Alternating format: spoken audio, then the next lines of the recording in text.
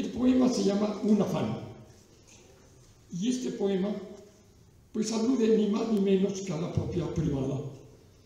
No sé si han pensado ustedes en lo que significa el término propiedad privada. Significa privar a alguien del gozo que tengo yo de un bien. Pues hablo de esa propiedad privada en general y de la posesión o afán de posesión que traemos los hombres. A eso me refiero.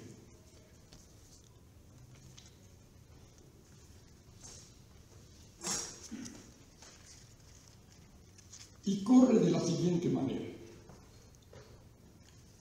La sorpresa, la encrucijada, la amenaza dejando su escondrijo, el farol que se funde y entronido de chispas convierte la calle en lóbrego escenario, son las armas perfectas para obligar a la inocencia incauta o al hombre distraído con la cabeza en las nubes de su propio cerebro a escoger entre la bolsa o la vida. Por contra, el afán de tener, de colmar los huecos de las manos, cercar el oxígeno, vender suspiros al mayoreo, comerciar con las miradas, los sollozos o la virginidad del alma, u obtener como herencia latifundios de luz, acciones del fondo del mar o predios del firmamento. Es peor que el revólver, el fusil o el puñal, que siempre conjugan sus verbos en primera persona. Más que el cruce de caminos donde se esconde la sorpresa delincuente. Más que el cuchillo afilado para que se le abra el apetito. No hablo del niño que posee el refugio de carne y terciopelo de un regazo, que está siempre a 2 senos de temperatura, para que él, en unidad perfecta, se acurruque en su dicha, se acurruque en su dicha. Ni de la mujer que escribe, tras repasar su colección de sollozos, una secreta carta de amor a su deseo y que sale a la calle llevando temeraria a lo prohibido de la mano y apresando en la frente la paloma sin alas del secreto. Tampoco hablo del varón que tiene una bufanda como tibia cascada de ademanes maternos para amordazar al frío y proteger el cuello de toda ráfaga de pájaros helados.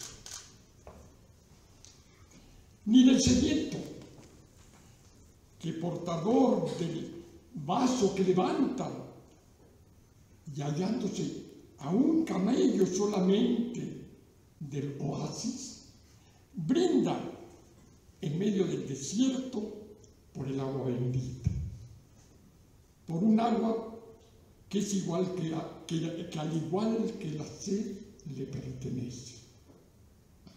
No estoy hablando, no, de la fortuna de minutos, horas, años que amasan nuestras respiraciones a lo largo de la vida, ni del poeta que elabora sus obras, su antología de huellas digitales, sus rimas que copulan en la lengua, con las 1000 variaciones de la canción de cuna que rechinando le cantó en la cuna desde recién nacido.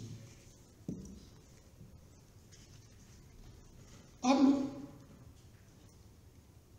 de ese grupo de hienas muertas de hambre y de risa, que paladeando sus bajos instintos, con sabor a destrucción y sangre derrotada, sueñan con banquetes de inmundicias o paraísos de carroña. Digo del asco que nos despierta lo que sucede ante nuestro asombro parpadeante y desorbitado, o en las alcantarillas malolientes de los discursos, las apariencias, la vida maquillada por un hábil promiscuidad de olores. Hablo del afán posesivo, con exceso de zarpas y sin riendas. O de los que, en su delirio de apoderamiento, no solo van tras los consabidos bienes de un rascacielos, un yate, una playa, una veta fácil, sin prejuicios virginales, de la caja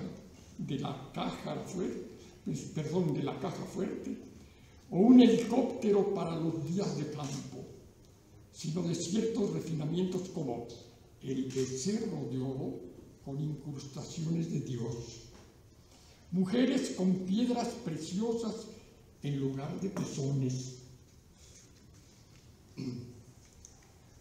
o un centro turístico en la parte oculta de la luna.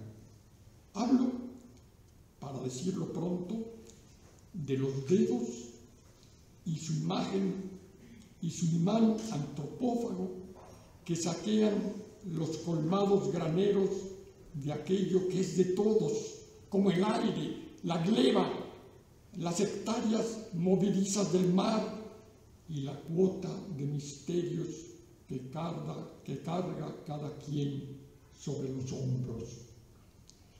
Hablo de algo que nace en el interior de la criatura, a la sombra de sus órganos internos, y que deja oír su voz con lejanía de entraña y mordaza de sordina en las venas y arterias donde corre el aullido de la sangre. Es como un deseo, como una sedia líquida por algo, como un querría que, un no podría vivir sin, o un afán incontrolable con las facciones y ademanes evanescentes de un impulso. Allí nace. Y una vez que ha nacido, nadie, ni el dedo pulgar de Dios puesto hacia abajo, puede borrar en su acta de nacimiento las letras de su nombre. Nace e impele al individuo a decir las cosas más disímiles: conejos, resorteras, pelícanos bebés, sombreros de alas anchas, con manos muertas de hambre.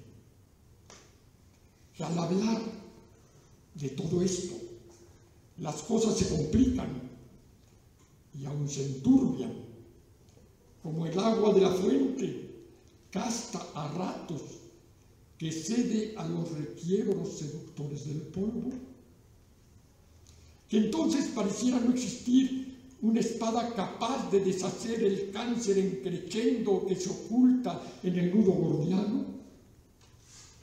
Sé que, después de denunciar lo que somos, se nos puede calificar de criaturas deformes, incurables, con malhechuras de fábrica, enfermos que padecen no solo de la angina de pecho de lo efímero y de un cuerpo encorvado por el peso de sus canas, sino de lo que podríamos llamar, agarrando al vuelo con audacia el precioso vocablo de lo exacto, el morbo apropiativo.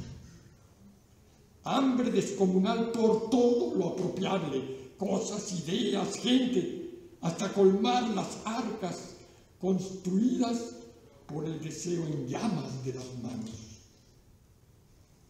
Sé que pasarán años, ¿qué digo años? Siglos, para que nosotros, hombres y mujeres, logramos escupir el bocado feroz de los gruñidos que hacen en nuestra boca su eterna madriguera. Años, décadas, siglos.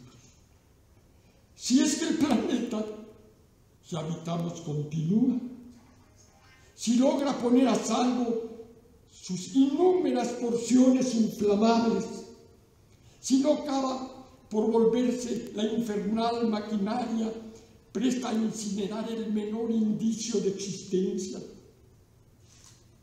Allá, por la jungla, se pueden hojear capítulos enteros de zoología.